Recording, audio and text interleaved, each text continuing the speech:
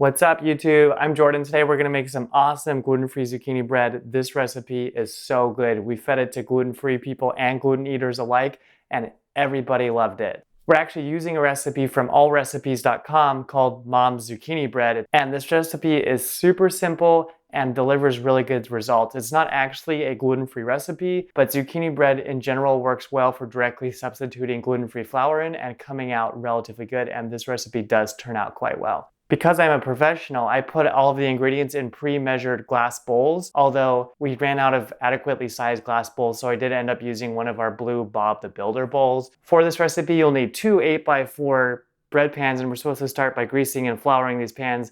We don't have two 8x4 pans, we have this 70s Pyrex pan that's a little smaller, but we'll just make it work. One of the first steps is to preheat the oven to 325 degrees, but I'm gonna wait till after we make the bread to preheat the oven because our oven is kind of loud and you don't need to listen to our oven fan whirring the whole time. On to greasing the pans.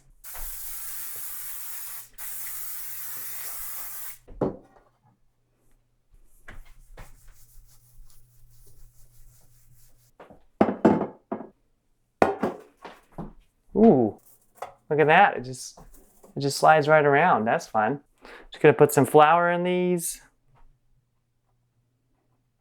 I'm really bad at this part. And I think you're just supposed to like shake it around, but now the flour is just sticking to everything.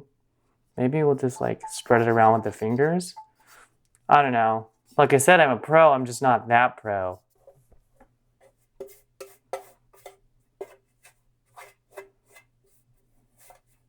We're going to grate some zucchini now just to get that out of the way.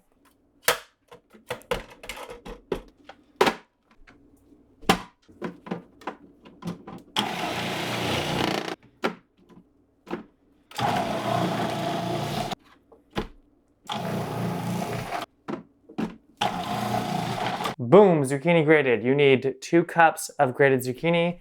I'm bad at estimating, so I ended up grating 5 cups, but we're just gonna not use all of that. Now we're gonna move on to mixing the dry ingredients. The recipe does call for sifting the dry ingredients, but we're gonna just mix them because I don't have a sifter.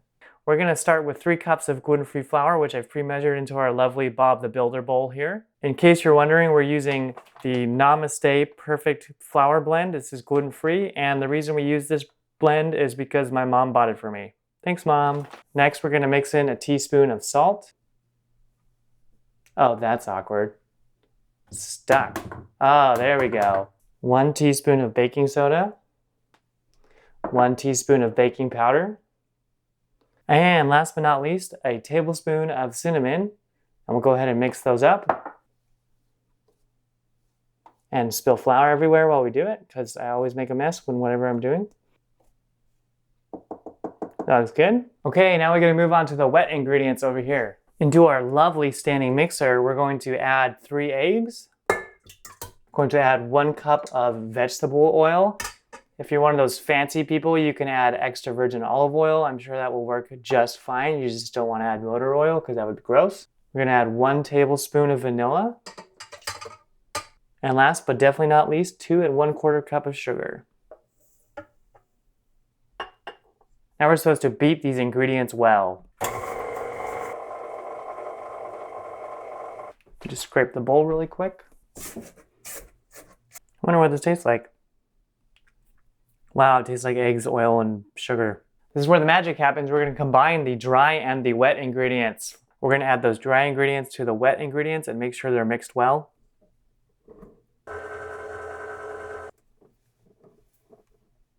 I spilled some, that's fine.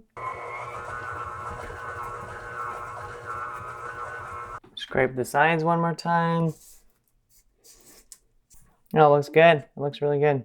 It doesn't say this in the directions, but you are required to eat the dough at this point.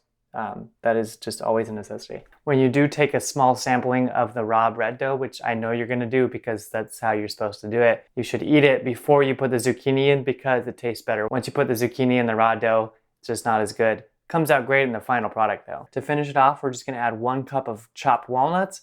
We're gonna add that 2 cups of zucchini, and we're gonna add some chocolate chips even though it's not in the recipe. I don't know who would ever make a recipe without chocolate chips in it. That doesn't make sense to me. So we're probably gonna put in at least 5 pounds of chocolate chips. We don't actually have any walnuts at hand, so I'm just gonna substitute with some pecans.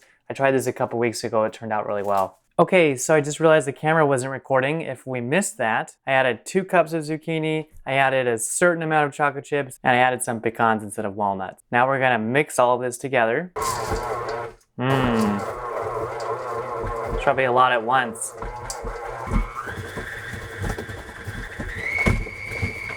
So while those final things are getting mixed in, it is important that you eat some of the chocolate chips, just like it's important that you eat some of the raw dough. That is just part of every single recipe. And if you don't do that, you should start. Now we're gonna pour some batter into some pans. Gonna try to do this as evenly as possible, even though the pans are different sizes. I am struggling, don't worry. Like I said, I'm a pro, I'm just not that pro. So now there's nothing left to do besides preheat the oven and then stick them in for 40 to 60 minutes. I would add that when you're pouring the dough into the bread pans, make sure you set some dough aside so that you can lick the bowl, because of course that is also a requirement.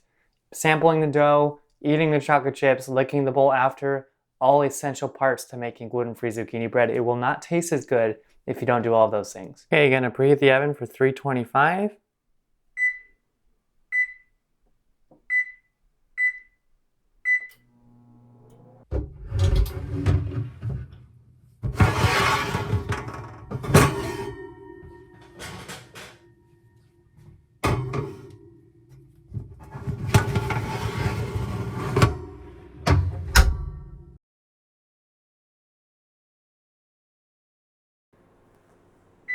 And they're done. Look at that. Sight to behold right there. Perfect.